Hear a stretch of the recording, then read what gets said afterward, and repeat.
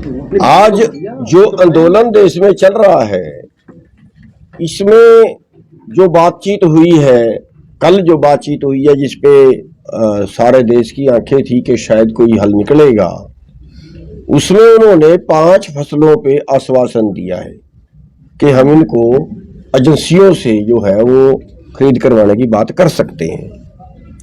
हमारा उसमें कहना यह है कि 2 मुख्य फसलें पे चर्चा नहीं हुई। क्या चर्चा नहीं हुई है तो माननी नहीं है, चर्चा हुई हो तो माननी नहीं है। उनमें एक फसल जो बहुत अहम है वो है ऑयल सीड। ऑयल सीड पे कोई चर्चा नहीं हुई है और ऑयल सीड बहुत भारी मात्रा में पैदा होता है, हरियाणा में भी, पंजाब में भी, बाकी पूरे देश में भी होता है। और ऑयल सीड की वजह से खाने वाले जो तेल हैं वो बाहर से बहुत बड़ी मात्रा में निर्यात होते हैं। मानिए करीब 1 लाख करोड़ का तो हर साल हो ही जाता है, जो अपने देश का पैसा दूसरे देश में जा रहा है। और दूसरा उसका नुकसान ये हुआ कि जो गेहूं का एरिया था वो बदल के सरसों के नीचे चला, वो जो सरसों का एरिया था वो बदल के गेहूं के नीचे चला गया। गेहूं का उत्पादन फालतू है और सरसों का उत्पादन कम हो गया है। और एक टाइम वो था जब अच्छा रेट हमें मिलता था तो हम अपने देश की खपत का 97% खाद्य तेल खुद पैदा करते थे, जो आज करीब 50% पे आ गया है और बाहर से फिर हमें मंगाना पड़ रहा है। और ये जो है ये इसमें लिया जाना चाहिए, इसके बिना कोई फैसले का कोई मतलब नहीं रहता। ये भी उसमें शामिल होना चाहिए। सूरजमुखी, सरसों, तोड़िया, जितने भी ऑयल सीड है। और दूसरा, बाजरे पे कोई जिक्र नहीं हुआ। बाजरा बहुत भारी मात्रा में यहाँ पे होता है, बाजरे का कोई जिक्र नहीं किया। और अभी तक ये भी क्लियर नहीं किया कि ये जो है ये कितने एरिए का लेंगे। कभी ये ना हो कि उनके मन में कुछ ऐसा हो कि भाई ठीक है पंजाब की बात कर ले, हम हरियाणा की ना करें। अगर कोई ऐसी बात हुई तो फिर हमारी मजबूरी होगी कि फिर हरियाणा में वो कुछ होगा जिसकी उम्मीद नहीं कर सकते। फिर आप ये ना समझे कि बैरिकेड लगा के रोक लेंगे, किसी तरह से रोक लेंगे, फिर तो इनके पास हमें गोलियां मारने का चारा ही बाकी बचेगा। फिर हमें इस तरीके से लड़ना पड़ेगा, इस तरीके से आंदोलन करना पड़ेगा कि फिर जो है इनके बैरिकेड कोई काम करने वाले नहीं है। तो ये ज़्यादा मैटर है कि जो भी 21 तारीख तक का टाइम है, जो भी सरकार ने कहना है वो ये सोच लें, ये समझ लें कि ये दोनों चीज़ें भी बहुत अहम हैं। और ये भी जैसे इन्होंने दालें बोल दिया है, जैसे इन्होंने मक्का बोल दिया है और जैसे इन्होंने जो है कपास बोल दिया है, तो ये चीज़ भी उसमें दोनों फसलें ये शामिल करनी चाहिए। और अगर शामिल नहीं करते हैं तो फिर हमें दोबारा इसके बारे में सोचना पड़ेगा, क्योंकि ये हमारी अहम फसलें हैं जो हमारी नहीं बिकती हैं। आज आप देखिए, आज बाजार में सरसों आ रही है और आज सरसों का रेट है 4000 रुपये, 4200 रुपये। MSP से 2000 रुपये कम बिक रही है। 10 क्विंटल अगर एकड़ से निकली तो 20,000 का नुकसान हमें हो गया। तो ये बहुत अहम मुद्दा है और जिस पे जो सरकार नहीं जा रही है। और इसके आगे जो है जो हमने कल फैसला लिया है, अगर सरकार 21 तारीख तक नहीं मानती है तो फिर हरियाणा भी जो है वो इस आंदोलन में पूरी तरह से भाग लेगा, पूरी तरह से इसमें हम शामिल होंगे। तो जो संगठन जो है वहाँ बैठे हुए हैं, शांति बनाए हुए हैं, किसान नेट बंद किया हुआ प्रशासन ने, क्या कहेंगे? हाँ, दूसरा ये है कि जैसे नेट बंद किया हुआ, आजकल नेट पे कारोबार है और कारोबार यहाँ तक का है कि अब हमने जेब में पैसे रखने बंद कर दिए। हम लोगों ने, जो पढ़े लिखे लोग हैं, वो पेमेंट भी नेट से उससे करते हैं। और यहाँ तक हो रहा है कि जो बाहर के ट्रक हैं दूसरे स्टेटों के आए हुए, और बहुत से कई 100 ट्रक एक जगह पे खड़ा है, उन बेचारे में पैसे मुक गए हैं, खत्म हो गया, नेट चल नहीं रहा, वो मंगा भी नहीं सकते, वो पेमेंट भी नहीं किसी तरह से कर सकते। पूरा कारोबार नेट पे है, पढ़ाई नेट पे है। और मतलब ये नेट जो है वो तुरंत चालू कर देना चाहिए। नेट बंद करने से आंदोलन बंद नहीं होते। तो आपकी शंका जैसे वो जो किसान वो ये है कि हरियाणा के मुख्यमंत्री ने एक बयान दिया है कि हम 14 फसलों पे एमएसपी दे रहे हैं, जो सफेद झूठ है। जो मैं आपके सामने उदाहरण बता रहा हूं कि आज हमारी सरसों 4000 में बिक रही है। भावांतर के तहत जिन फसलों को लाया गया, बाजरा है 300 रुपये कम बिका है। आपके आंदोलन किया, सूरजमुखी का भी इन्होंने भावांतर में ले आए और उसका 500 रुपये से 700 रुपये तक एमएसपी से कम मिला है। दालें कोई एमएसपी पे नहीं खरीदी जाती हैं।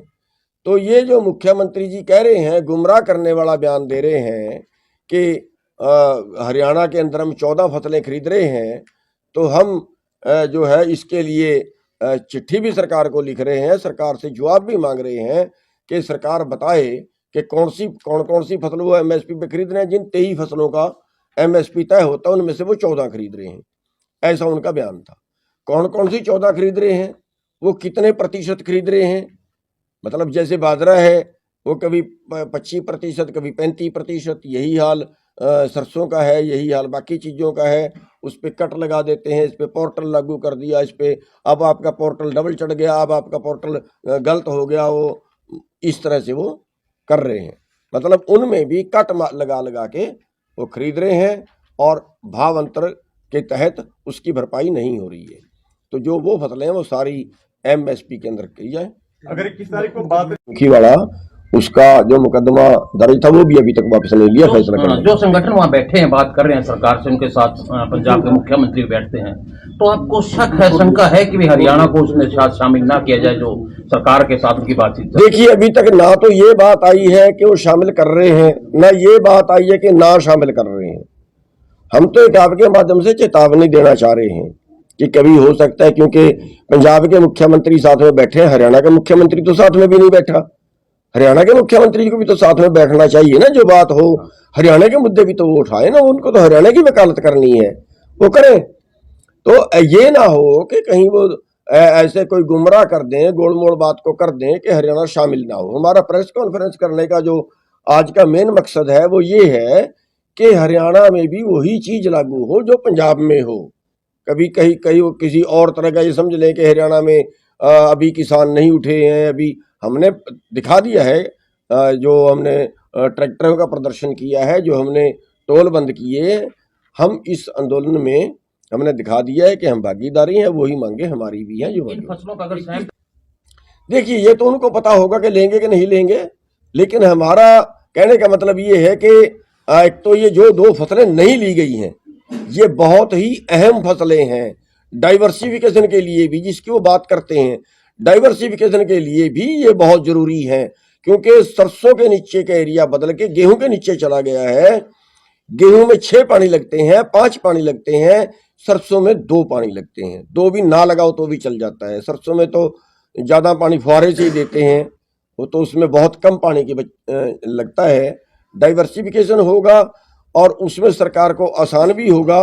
और दूसरा ये चीज है कि अगर ये आयात करना बंद कर दें, खाद्य तेलों का आयात बंद कर दें। आप देखो 2 साल पहले सरसों का 6500 से 7000 के बीच बिकी है, एमएसपी से 1000 रुपये ज्यादा, और आज एमएसपी से 2000 रुपये कम, इसलिए कि अब उन्होंने बाहर से मंगा लिया खाने वाला तेल। उतना ही बाहर से आयात करना चाहिए जिसकी जरूरत हो, जो देश में कम हो। देश के उत्पाद को सस्ता करने के लिए बाहर से नहीं मंगाना चाहिए। देश में कमी अगर हो, अगर देश में वो चीज पैदा ना होती हो, तब बाहर से मंगाना चाहिए। ये नीति सरकार को बदलने की जरूरत है। आपका 21 को क्या स्टैंड? देखिए, अगर 21 तक बात नहीं बनती है तो हमने जो कल कमेटी जो हमने बनाई, जो हमने कल मीटिंग की थी और उसमें बहुत से संगठन शामिल हुए हैं, उन सब से हम राय करके उनके अगले की घोषणा उसके हम करेंगे। प्रधान जी, जो देखिए, उसके लिए भी राय करेंगे, लेकिन फिलहाल तो हम उस सरकार की नॉलेज में लाना चाहते हैं कि सरसों तो बहुत बड़ी फसल है ना, सरसों ही शामिल नहीं गई। दालें कितनी होती हैं यहाँ पे? दालें तो यहाँ पे बहुत कम है, फॉर्मेलिटी है, दालें तो बहुत कम है। और दूसरा जो उन्होंने कहा है उसका कपास का क्षेत्र भी चलो है, ठीक है, लेकिन पंजाब में तो बहुत कम है। लेकिन दालें तो यहाँ है ही नहीं, उत्पादन बहुत कम है दालों का। तो जो मुख्य फसल है वो जो है वो सरसों तोड़िया या सूरजमुखी जो ऑयल सीड है, ये बड़ी मुख्य फसल है जिसको छोड़ दिया गया उसमें। धान और गेहूं जी धान और गेहूं की बात करें तो वीट की नहीं, धान और गेहूं तो वो ये कह रहे हैं कि हम खरीद रहे हैं, धान और गेहूं हम खरीद रहे हैं। उनका ये कहना है कि इनके लिए एमएसपी वे सारी फसल खरीद देंगे, ये तो पहले से ही खरीद रहे हैं, ये उनका कहना है। जो नहीं बिक रही है एमएसपी पे वो दालें हैं, वो ऑयल सीड है, वो कपास है, बाजरा है, ये फसलें नहीं बिक रही है, जिनकी वजह से भारत के किसानों को हर साल करीब करीब 4 लाख करोड़ का नुकसान होता है।